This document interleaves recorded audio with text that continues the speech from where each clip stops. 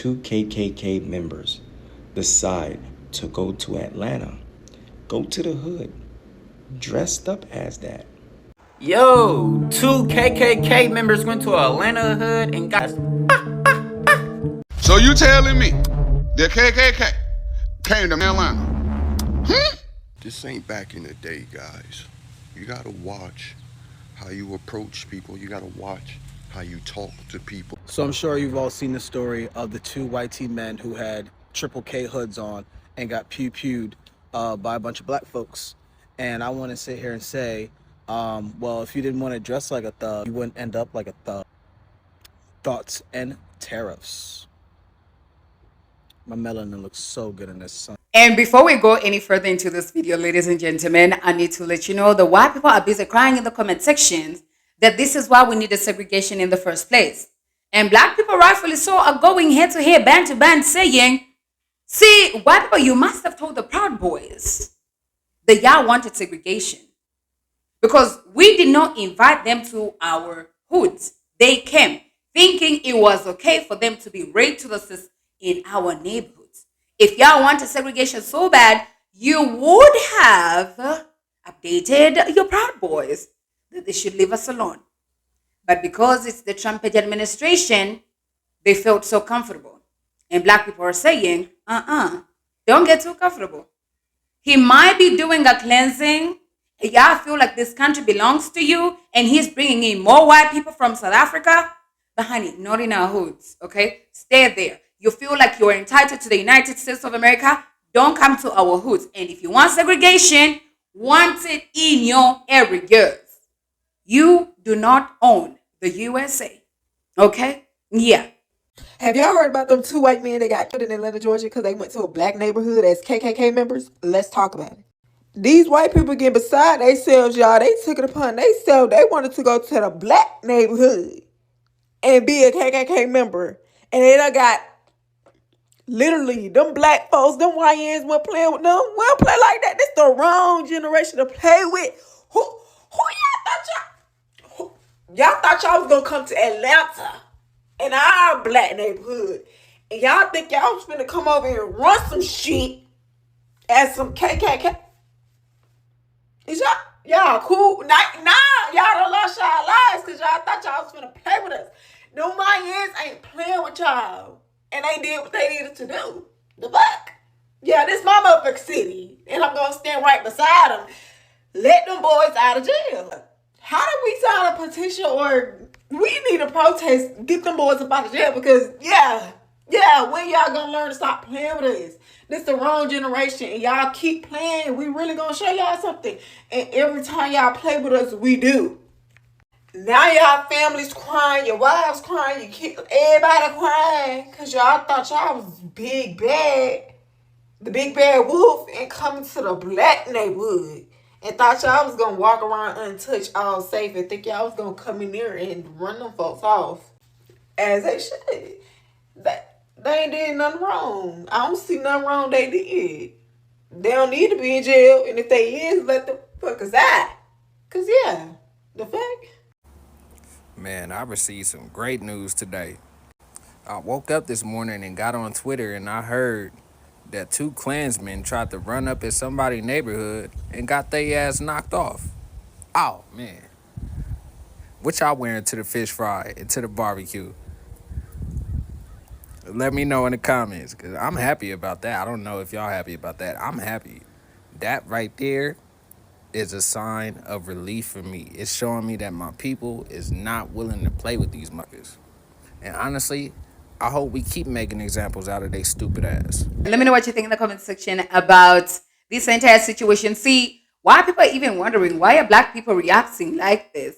Like, these are two people that lost their lives and they are, so why people are confused as to why black people are reacting like nothing happened. Well, ladies and gentlemen, imagine a person who always cries about, we don't like black people, we need segregation, we need to put you back on them chains, coming to your neighborhood to disturb your peace. And hence black people on the internet saying, see, real life is different from TikTok. On TikTok, there's this entire fuss of MAGA. Y'all think you're superior. You can do anything that you want and anything that you can. America belongs to you. Oh, hell, DJT, you think like your skin is going to get you anywhere and everything. And you want to play that in black people faces. Well, black people are saying, see, in real life, it's different. So when you are home thinking about the capabilities DJT, my stuff given you internally in your head, I need you to understand it's not going to play out like that in real life, which is the reality. See, people take social media. So, you guys, I am so sorry, but like, you can't tell me these people take the power of social media that they could be having on social media, like, to be real.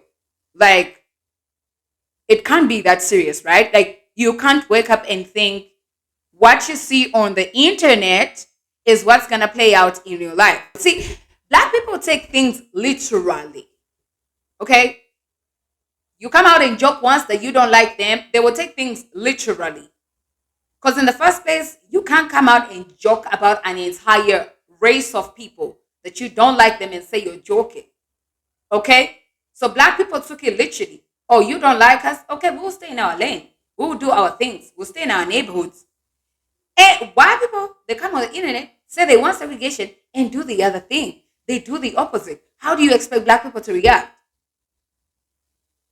And the Proud Boys, they leave their states, they leave their neighborhoods, they come into black neighborhoods thinking, see, hello, thinking they're going to knock on the door. Hello, we're looking for two slaves here, and this is a black neighborhood, you see, by the power invested in us by DJT, Make America Great Again. We are the Proud Boys, and we want to let you know we're invading your privacy. Or really? No, like for real.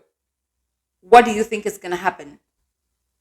So, anyways, I guess in Atlanta, which isn't too far from me, 2 KKK members went to the hood, I guess, doing a rally, saying the N-word, and they got unalive. I don't know what in the world will possess them to go inside a predominantly black neighborhood with that shit. Like, I don't know. Okay, if you guys don't know what's going on, in Atlanta, Georgia, yesterday, two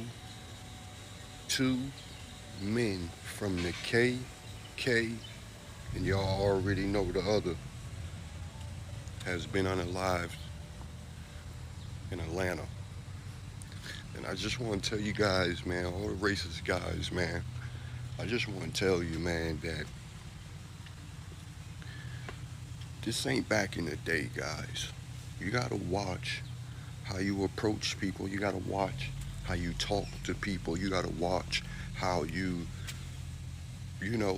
just got to watch how you approach people at the end of the day.